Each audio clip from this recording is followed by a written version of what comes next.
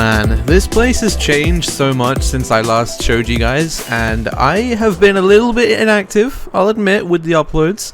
But over here you can see the progress we've made is absolutely ridiculous. Over here we have got the whole water area completely finished.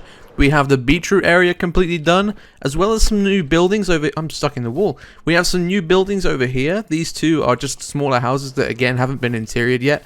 And also we have the giant mansion you saw just now in the intro clip. Now, what this is going to be is the main building for this season. Obviously, other than the big castle that's going to be going up eventually, that's going to take slightly longer. We have the big mansion that's going to be, hopefully, my base of operations for at least the next few months. Now, what I've got over here is a nice swimming pool, which I started actually not too long ago, as well as a lot of shulkers of different resources.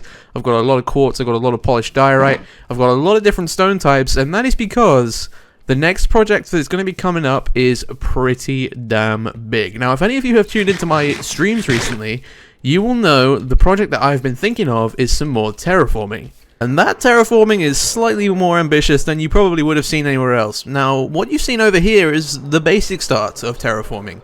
You've seen a little bit over here, this whole mountain over here almost, this bit is completely terraformed, as you can see down here. It is actually completely hollow with our sheep farm. Now, what I want to get to over here is I want to start making a giant mountain landscape over in this area here, because this area has kind of been a little bit neglected recently. So the main premise is that we're going to be able to walk through this area, and you're going to be able to see the entire mountain in the background as you walk slowly through the Palm Springs. It's going to look absolutely incredible. I want it to connect onto this one, so it's going to kind of go up and around. It's going to connect off this, and it's going to kind of go backwards, around a little bit, around this way, then it's going to sort of go around again, and loop around almost to the back of the villa, and then stop around here. And it's going to go up maybe to about here? I'm not too sure. I want it to be really, really visually pleasing though. It's going to hopefully include some of these methods that we've used over here with the stone going down, but I think it's going to look really, really cool once it's finished. So I think it's time we get some plans done, because I have absolutely no idea how I want to start this build. And usually I'm pretty good with laying out my foundations, but this time I appear to have forgotten that I have completely made this area here. Now this actually might have to go because it might get in the way.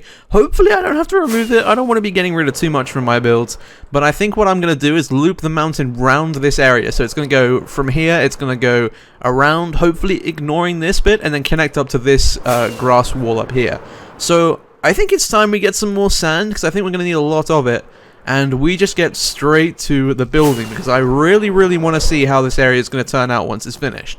And getting sand is no easy task, and that might involve using some TNT. I don't have much left, but I do have enough to hopefully get us through this this sand collection over here.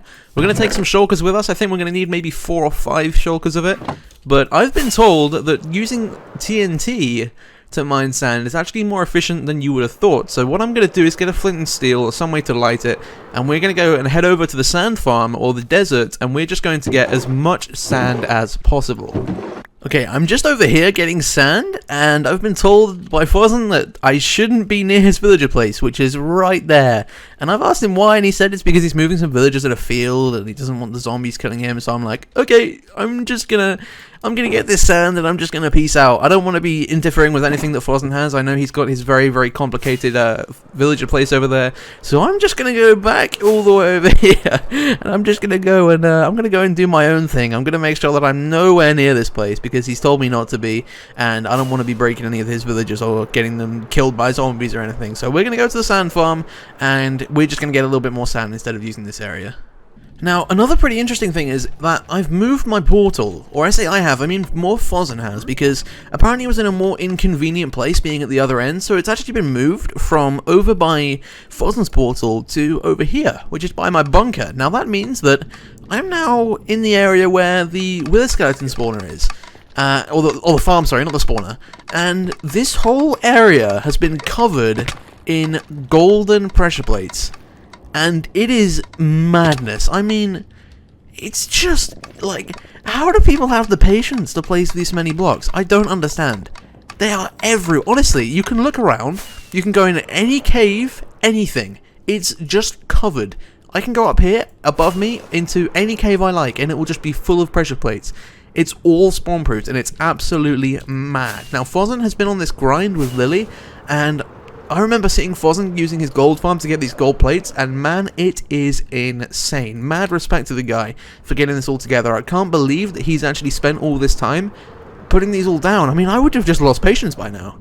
I mean, even the portal's covered. I mean, he just goes that extra mile, doesn't he? Anyway, enough getting distracted by golden pressure plates. We are off to the desert. We've got a lot of sand to get. Okay, here we are, and man oh man, this area has been completely digged dry of sand. It's absolutely mad, although it appears that people have been using the shovel method. Now, I'm really curious. I want to see what this TNT method is going to do for me. If everyone uses the shovel method, there's got to be a reason that some people use the TNT method. So, let's give this a proper try. There it goes. Now, apparently this is quicker. I don't know. It could be quicker, it could be slower, but by the looks of it, I mean, why is that not detonated? By the looks of it, it doesn't look too much different. I mean, unless these are stacks of 60, then I don't know. I have to see. Okay, these guys just do not want to detonate today. Let me try this again. There you go. Hopefully that does it. There we go. Look at all that sand. Although I think I'm breaking the sand blocks, like the actual sand, the drops, by blowing up TNT. I could be wrong, but I think that's what's happening. The annoying thing is with this method is if you go too low down and you mine too close to the stone, you actually get more sandstone than you do sand. You can see here I've got a lot of sandstone. Now that has just become a thing that happens once you go too far down. It's really, really annoying. Okay, we have been mining sand for a very, very long time, and I have ended up with quite a bit. I have got, I think, almost 4 shulker boxes full of sand, and for my standards, that is quite a lot. I don't often go a lot of resource grinding like Fozzen or so might, but I definitely do have a lot of sand. So now that we almost have all the resources, I think it's time that we actually get some plans done, because I want this area to look really, really cool after we've done with this. So I think we've got to kind of make some area kind of like, almost like scaffolding almost, to go just around the premises, and I think it's going to look really, really cool once it's done. So as I said, I want it to be a little bit taller than this. I want it to go up to about here, where my crosshair is, about that height, and then kind of go and drop down and have like a cliff face, almost like this bit. I really, really like this bit, how this has turned out, because it looks more like a cliff than an actual mountain, and it looks really, really nice. So I think we're going to try and use that as well. We're going to implement some of this kind of stone texturing as well, and then we're going to try and push that into this build a little bit more. So I think it's time to actually get to building. Let's get some foundations placed, and I will get straight back to you once that's done. Okay, outlines are officially done. It looks a little bit strange, I must admit. That's because it's more circular when it's not fully built. When you look at it from this distance, it doesn't look as bad, but when you look at it from close up, it really all the rings just look the same. And with landscaping, you want to try and keep them different shapes, but when you go from above, they all look identical. Like from each side, they look the same, and that's not what you're meant to do with landscaping. And that's a small mistake on my end, but I think we can make it work, because I've been stuck in a tree. What we can do is we can actually carve some like stone into that to kind of texture and shape it a little bit more, and I think that's going to look really, really cool. So I wouldn't worry about that right now, although I think we might have to tip it a little bit, make it a little bit taller, and we're going to have to landscape this bit down here. Actually, I forgot to do this bit. I haven't done this. I was going to do one more outline, just going down this end, but I was also thinking, I don't know if I want it to go further this way. I don't know if I want it to go more into the grass or kind of stay where it is. But I think for now, what I'm going to do is get some more sand and just kind of fill it in, and we'll see how it looks from there. So without further ado, I think it's time to hit the time lapse, and I have got a lot of sand to place, so I'm going to have a lot of fun.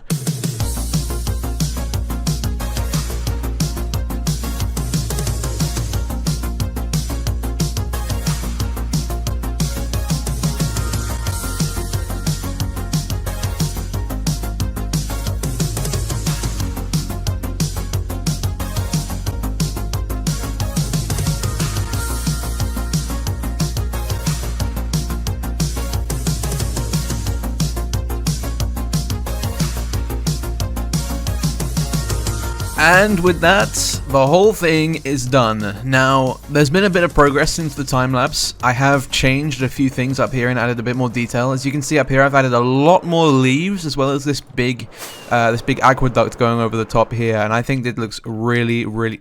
I can't believe I didn't land on that tree. I thought I hit that. It looks really, really cool. I love how this thing looks when you're flying in. It's like almost the focus of the build now.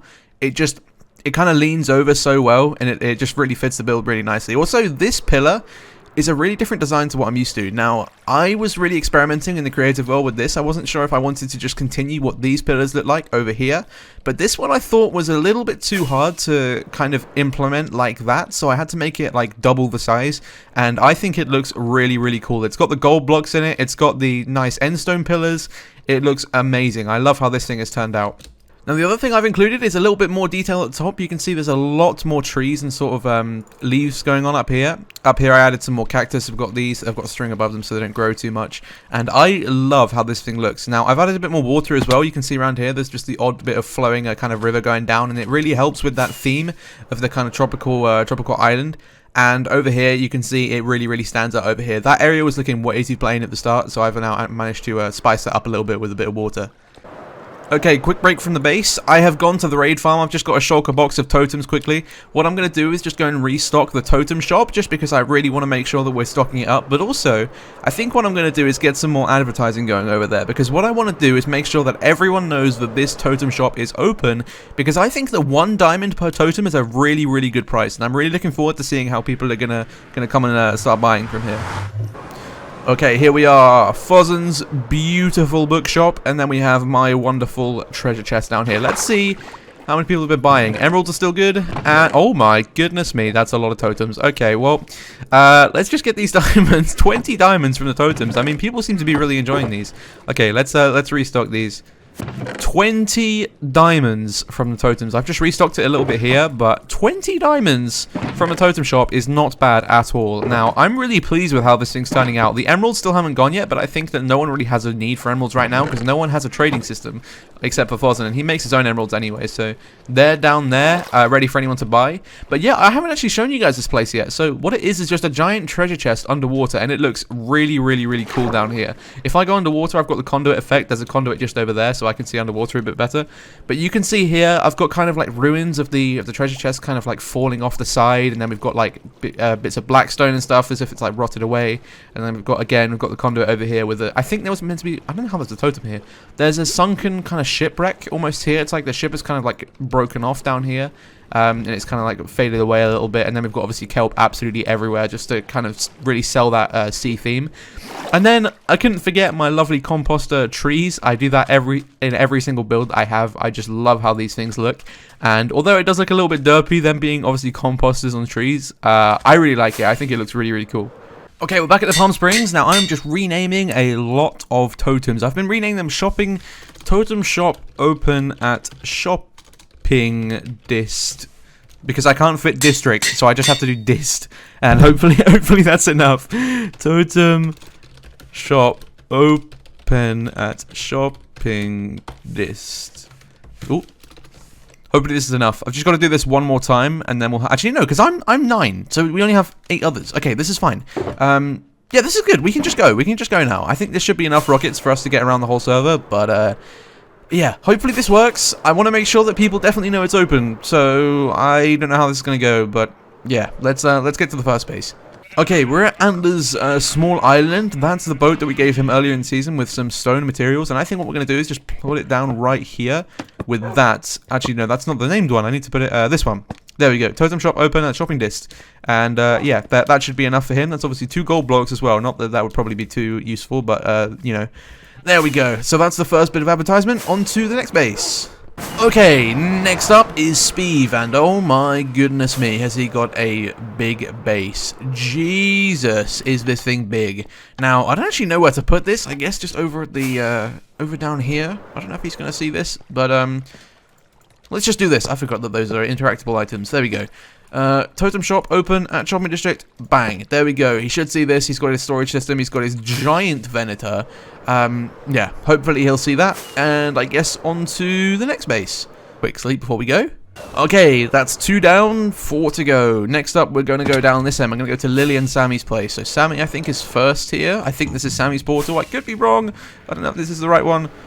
Okay, so I just did Sammy's, although he didn't want his base shown on camera, so I had to just put it above his nether portal. But we are here at Lillis Base, which is absolutely enormous. I love this place. This is, again, a beautiful style. I love the medieval theme that she's going for. Now, I don't actually know where to put this. I guess we just put it in the middle. I don't know if this is a good place, but I think this should be enough.